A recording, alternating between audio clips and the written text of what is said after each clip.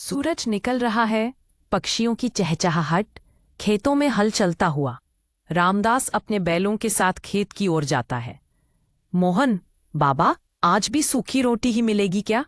रामदास मुस्कुराकर, बेटा, आज मेहनत ज्यादा करेंगे, कल जिंदगी बदलेगी। शाम का समय, मिट्टी का छोटा सा घर, एक ही थाली में खाना।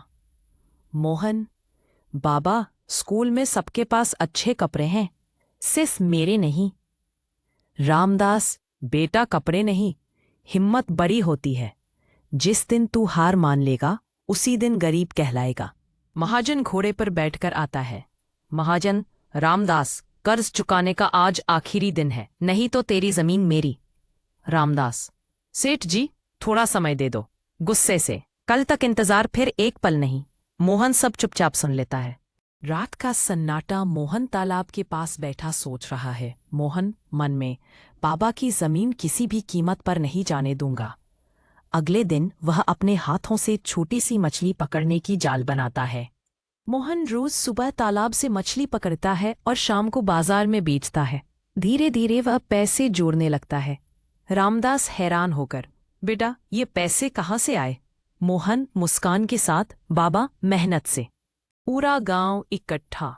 महाजन पैसा लेने आया है। महाजन जमीन के कागज निकालता है।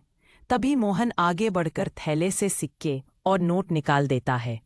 मोहन, हाँ सेठ जी, ये लीजिए पूरा कर्ज। महाजन हक्का बक्का, ये सब तूने कमाया? गांव वाले ताली बजाते हैं। पक्षियों की आवाज, खेतों में हल, घरों से धुआं निकलता है। रामू और माया अपने घर के सामने मिट्टी से घरौंदा बना रहे होते हैं। तभी गुड्डा दौड़ता हुआ आता है, हाथ में कपड़ा लपेटा हुआ। गुड्डा, रामू देख क्या लाया हूं, जादुई बीज। रामू उसे घूरकर, रामू ये तो बस बीज जैसा है। माया हंसकर, जादू मेहनत में होता है, चीजों में नहीं।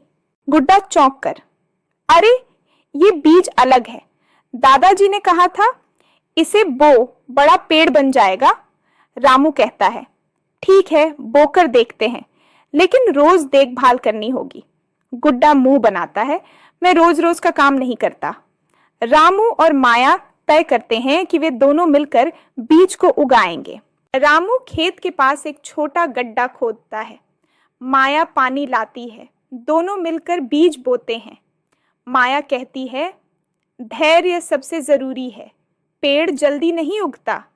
गुड्डा मजाक करता है, इतना चक्कर कोई क्यों करे, मैं तो सोने जा रहा हूं। रामू सुबह सुबह पानी देता है। माया पौधे के आसपास की मिट्टी डीली करती है। कभी बारिश के डर से दोनों ढक्कन ढकते हैं, कभी धूप ज्यादा हो तो छाया बनाते हैं। गुड्डा रोज आता है, बिना मेहनत के कहता रहता है, उगा क्या, हुआ कुछ, लगता है धोखा हो गया। रामू जवाब देता है, धीरे धीरे सब होता है। कुछ हफ्तों बाद पौधा बड़ा पेड़ बन जाता है। पेड़ पर लाल लाल फल लगते हैं। गांव वाले पास आकर फल देखते हैं। एक बुजुर्ग कहते हैं, ऐसे पेड़ सालों बाद देखने को मिलते हैं। कमाल का काम किया बच्चों। रामू और माया खुश होकर देखते हैं।